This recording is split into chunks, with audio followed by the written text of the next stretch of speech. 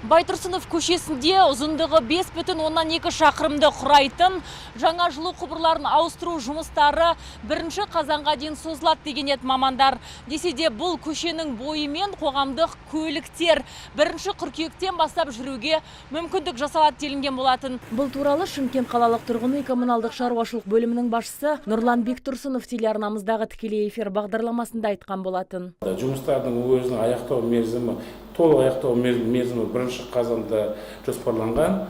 Бірақ қазба жұмыстары да жаңа оқу жылға ыңғайлы болу үшін 1 қыркүйектен Ашылады деп аяқтаймыз, ашылады. Яғни 1 қыркүйектен бастап біздің қоғамдық көліктер осы жолмен жүруге мүмкіндік туады деген сөз ғой. Әрине. Дегенмен қазір жұмысшылар Ахмет Байтұрсынов көшесінің бойымен Мәделі Қожа және Желтоқсан көшесіне дейін әлі қазу жұмыстарын жүргізуде. Салдарынан осы жолмен тиісті бағыттағы автобустар қатынамайды, ал тұрғындар діттеген жеріне жаяу жүруге мәжбүрміз деп шағымдануда. Әсіресе жаңбыр жауған күндері нағыз қиындыққа тап болады. Міне көріп тұрсың ғой. Асырхан Сұладан? Баян Сұлудан Спортивныйға барамын. Жаяу.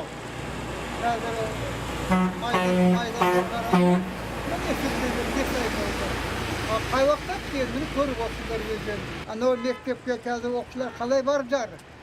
Көріп тұрсыңдар ма өзі қалай барып жатыр? Қайтпас бір екіде жаяу келеді.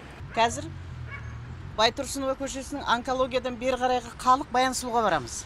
Мысалы, менің жасым 70-те. Балалар кішкентай. Детский поликлиникаға бару үшін Баян Сұлуға дейін жаяу барамыз. Базардан келіп Баян Сұлудан түсіп, үйімізге дейін, онкологияға дейін жаяу жүріп жатырмыз. Алла жаздай көрген күніміз. Бұдан басқа орталық көшенің бойында тұратын шымкенттіктер мұндағы жаяу жүргіншілер жолағын асфальттап беруді мамандардан сұрап отыр. 3 жылдан бері өтініш жазып келгенмен одан нәтиже шықпаған. Шымкент қаласының орталығындағы орталық көшелердің жолы, жаяу жүргіншілердің жолы мынау. Екіншіден тағы бір өтініш халықтың атынан, ата-ана ретінде, әже ретінде менің бір өтінішім бар. Біздің мына жолымыздың жиегі, мынау Байтұрсынова мен Мәншік Маметованың бұрышы автостоянка болды. Себебі менің сол жерде немерелерім бар, жетіктеп өтем, кейде тіпті қағып кете жаздап жатады. Барып о жерді көрсеңіздер болады. Мынау бүгін саябыр болып тұр, есігімізге дейін адам жүретін жер қалмайды, стоянка болып кетті. Мамыр айынан бастап Байтұрсынов көшесіндегі жарамсыз құбырлар ауыстырылып, арнайы май жағылғандары орнатылуда. Олардың шығыны аз және ең бастысы кесілген кезде хабар беретін болады екен. Осылайша алдағы уақытта құбыр жарыла қалса, бүкіл жолды қопарудың қажеті болмайды дейді мамандар. Ал бұл жұмыстар Нұрлы жол бағдарламасы аясында атқарылуда. Азиза Мадияр, Талғат Қырғызалиев, ТВК телеарнасының жаңалықтар қызметі.